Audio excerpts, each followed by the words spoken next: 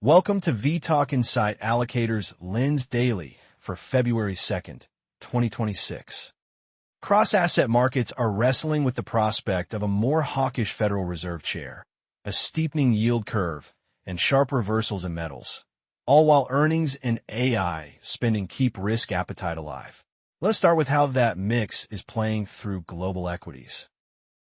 In equities, the dominant tension is between powerful earnings and AI stories on one side and a changing policy backdrop on the other.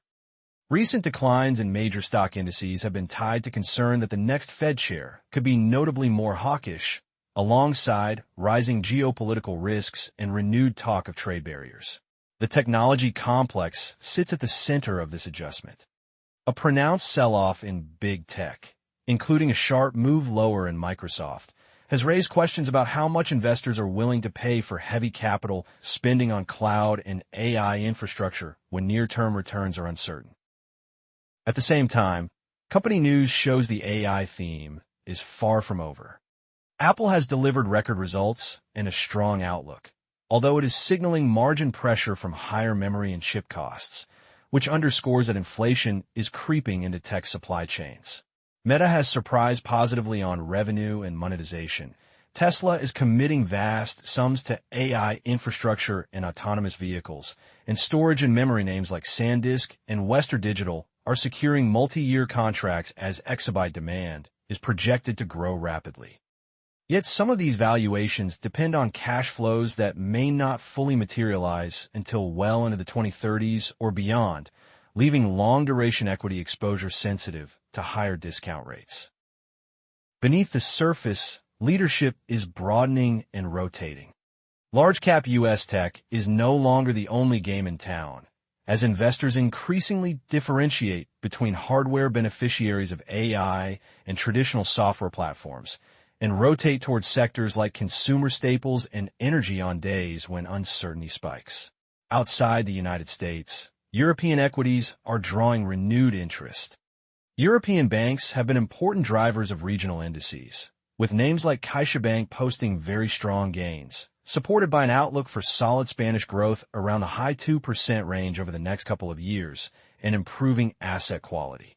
Despite day-to-day volatility, all major U.S. equity benchmarks finished January with gains, led by small caps, while index-level volatility measures remain only modestly elevated.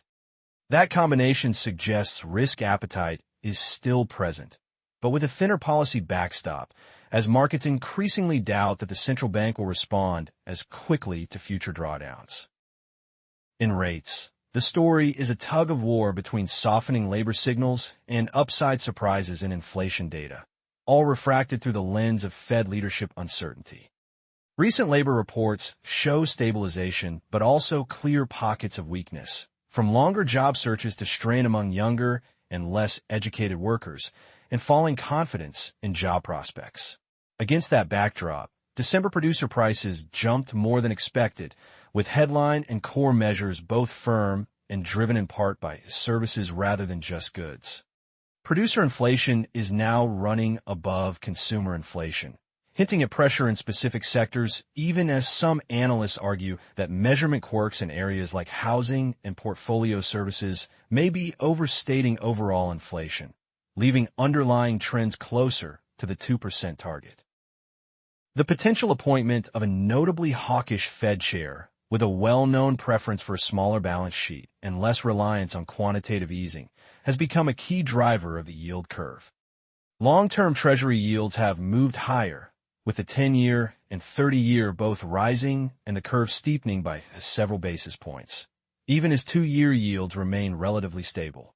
Some commentary now treats the 30-year approaching the 5% area as a danger zone for housing and equity valuations, because higher-term premia raise financing costs and compress the present value of long-dated cash flows. At the same time, market pricing still embeds a couple of rate cuts over the next year, mostly in the second half, while the current voting committee remains reluctant to signal near-term easing. Fiscal dynamics are adding another layer to the rates picture. Global fiscal expansion and persistent deficits, especially in the United States and Europe, are feeding concern that long-duration sovereign bonds could face lasting pressure, just as Treasury issuance tilts toward shorter maturities and authorities explore tools like buybacks to manage the curve.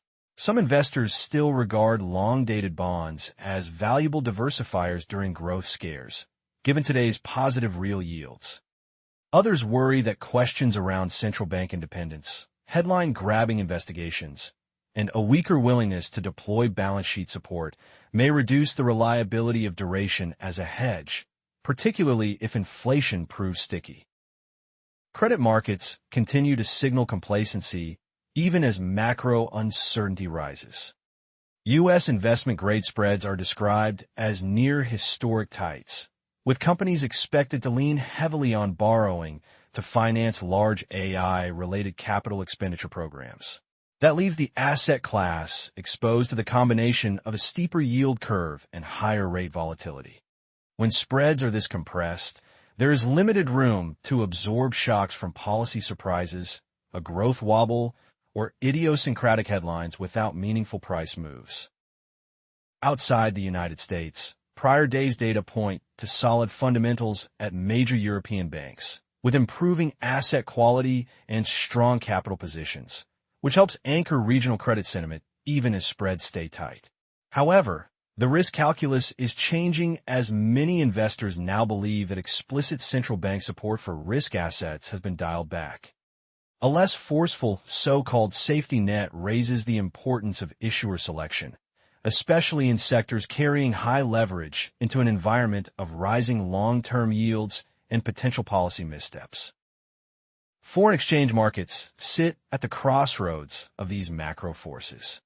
Over the past year, the dollar has generally weakened, helped by geopolitical uncertainty, tariff concerns, and gradual diversification of reserve holdings by foreign central banks. That softer dollar has supported emerging assets and encouraged more geographically diversified equity and bond allocations. Yet the prospect of a more hawkish Fed chair and the possibility that markets have gone too far in pricing rate cuts mean that this trend is fragile. Commentators note that if expectations for mid-year and late-year cuts are scaled back, both Treasury yields and the dollar could move higher in the short run. Such a shift would challenge parts of the carry trade and could pressure commodities that have benefited from dollar weakness. Even so, emerging market currencies continue to offer attractive positive carry in many cases, and that theme is expected to remain relevant into next year, albeit with more volatility. Meanwhile, gradual reserve diversification away from treasuries toward assets like gold and, to a lesser degree, silver underscores that FX and precious metals are increasingly intertwined in how official and private investors think about currency risk. Commodities have moved from being a quiet diversifier to a central source of volatility. Precious metals in particular have experienced extreme swings, with silver and gold surging on the back of heavy options activity and strong central bank buying, only to suffer historic declines as speculative positions rapidly unwound. Silver recently posted one of its worst percentage drops in decades, while gold saw its sharpest fall since the early 1980s, with another session showing broad declines across silver, platinum, gold, and even copper as a stronger dollar took hold. Much of this reversal is being attributed to leveraged retail flows rather than a collapse in long-term fundamentals. Despite the turbulence, several structural supports for gold remain in place. Central banks have been reallocating reserves from treasuries into bullion for years. Countries such as China and Brazil have been notable buyers, and persistent global fiscal expansion is stoking concern about long-run inflation and currency debasement. Gold's recent consolidation after a sharp rally is therefore seen by some as a healthier phase, even if momentum-driven gains are unlikely to repeat at the same pace. In contrast, silver's earlier surge looks more dependent on fading exchange-traded fund inflows and speculative activity, which may leave it lagging gold over time. In industrial metals, copper remains a focal point. Prices have been supported by electrification, electric vehicles, and data center build-out, with occasional days of outsized gains. But there are now signs that high prices are causing some buyers in China to delay purchases and some investors are even using short copper exposure as a hedge against disappointment in the AI infrastructure narrative. Energy markets round out the commodity picture. Oil prices have exceeded earlier expectations, supported by robust global growth, ongoing geopolitical risk, and active reserve building by China, while escalating tensions in the Middle East and increased naval deployments by the United States limit traders' willingness to lean aggressively against prices.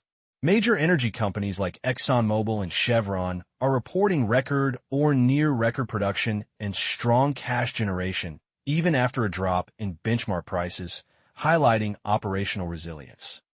At the same time, AI-related electricity demand is pushing U.S. power prices higher, with recent estimates of mid-single-digit increases adding to both infrastructure costs and household bills.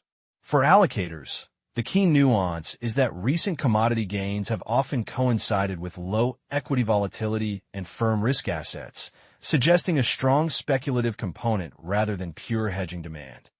The latest broad pullback in both precious and base metals as the dollar firms shows how quickly that risk on tone can reverse when policy expectations shift. Stepping back, the cross-asset picture shows an investment landscape recalibrating to the idea of higher rates for longer, a potentially more hawkish Fed chair, an elevated policy and geopolitical risk, yet still supported by solid earnings and powerful structural themes like AI and reindustrialization. Equities are adjusting through sector and regional rotation rather than a wholesale collapse, as long-duration growth stories meet a steeper curve. Rates markets are lifting term premia in response to fiscal worries and leadership uncertainty, while credit trades at tight spreads that leave little buffer if volatility returns. In currencies, a structurally softer dollar trend is running into the possibility of a tactical bounce if rate cut hopes fade, with implications for emerging market carry and commodity pricing.